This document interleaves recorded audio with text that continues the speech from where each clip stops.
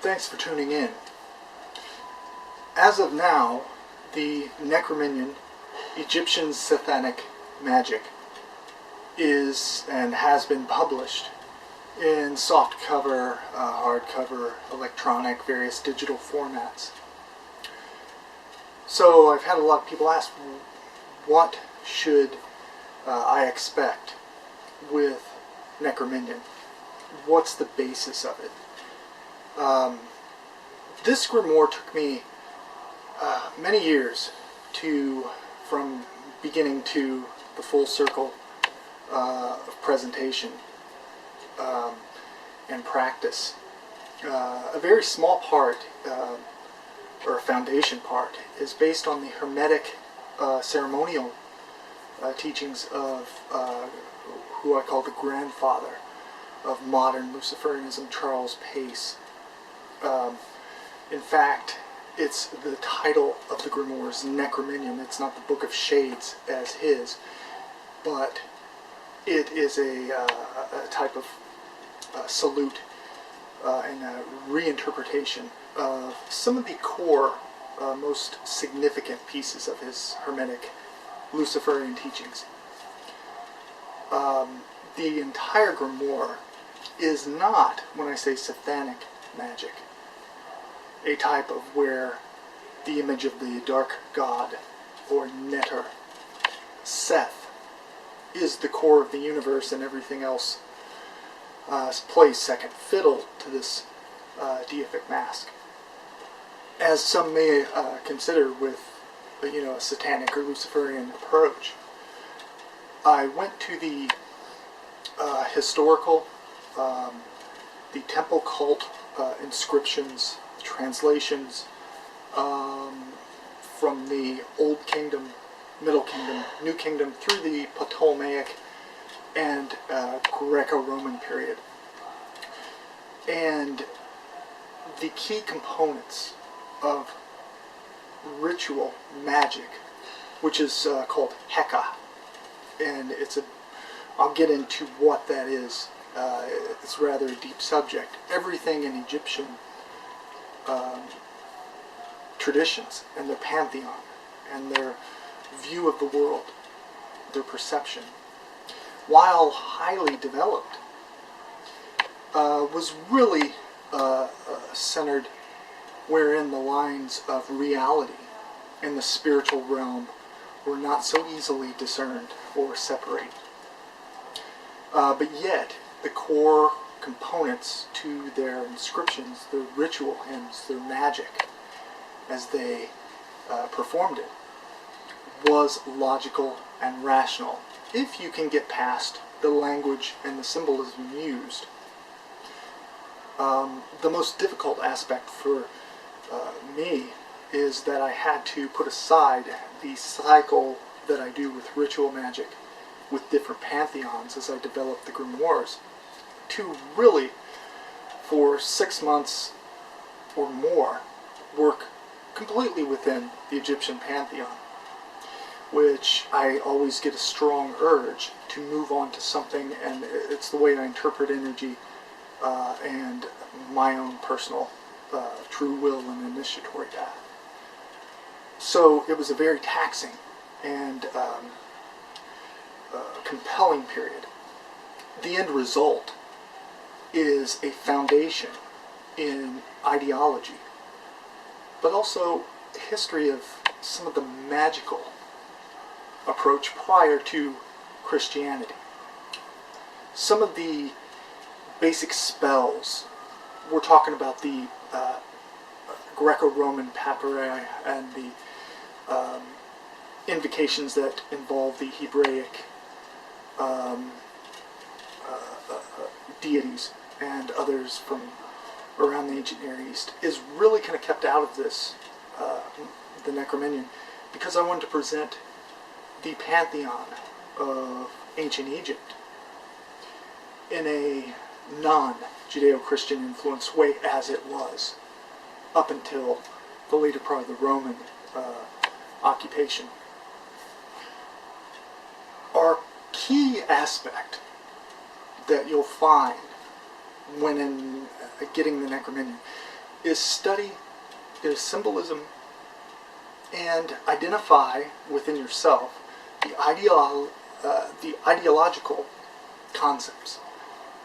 What does that mean to you today, tomorrow, now? It's about removing the expectation of just some amazing occurrence happening all at once in your practice. Magic is built and compelled and controlled, encircled by energy. Energy that we first create in our mind, that we utilize from nature, natural occurrence.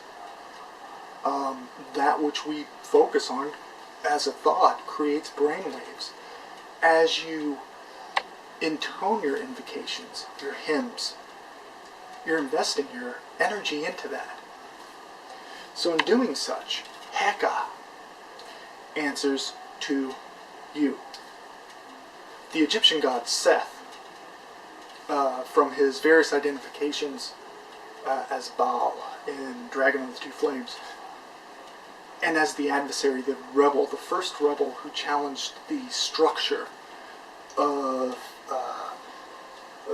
the so-called ruling order to then create his own image of that, is highly significant in the pantheon because Seth is found united as one neter, or god, a representation of occurrence in nature, aspects of nature, and reflections, manifestations within our own mind, body, and spirit. Seth manifests with Horus, especially in the Duat, or the underworld, and even depicted with Seth Amon, or Amon Seth, wherein he has the horns minus the ears, and the Waz scepter, the one that you see all the Egyptian gods have, that has the Seth head, is his mighty weapon to wield, in that it represents power and compelled order. All of the pantheon were fearful in myth of Seth. Seth is a motivator, a challenger, and an inspiring force, which will push you towards that path of self-realization and true will. But you have to see it. You have to want it. The foundation of this grimoire is Heka. It is in the utterance of words. Words have symbolic meaning within the self as we unite in creating, encircle energy in ritual. We're really creating and compelling our commands in the future. That precisely indicates you, me, in your world, your daily life, is the only God that is. There is no other. The neter, or gods, demons, whatever you call them, messengers, manifest by your desire. But you have to be strong enough in character and will to overmaster that, just as Seth. So as a magician, as a Sethanist or Luciferian, sorcery is the act of controlling and compelling the representation called neter, or gods, to do your bidding, to manifest your temporary vision of order. The triad of darkness and light is identified, presented, along with tarot associations of Charles Pace, back from the 1960s and 70s. And the rituals of casting a circle. And we use key specific Egyptian invocations. The majority are in English, translated. Adapted in a Luciferian sense, that you're taking away the ancient Bronze and Iron Age identifications of culture. Has no meaning now. Those things have to be mirrored within your life and have meaning to you in your spiritual development.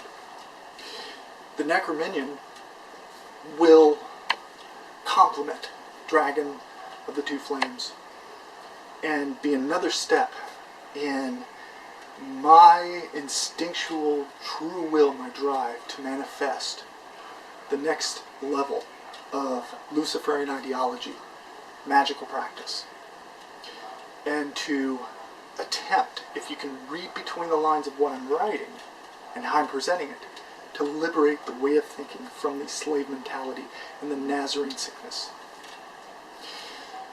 Thank you, and I look forward to seeing what you do with the pantheons and how it reflects your personal majesty. Thanks.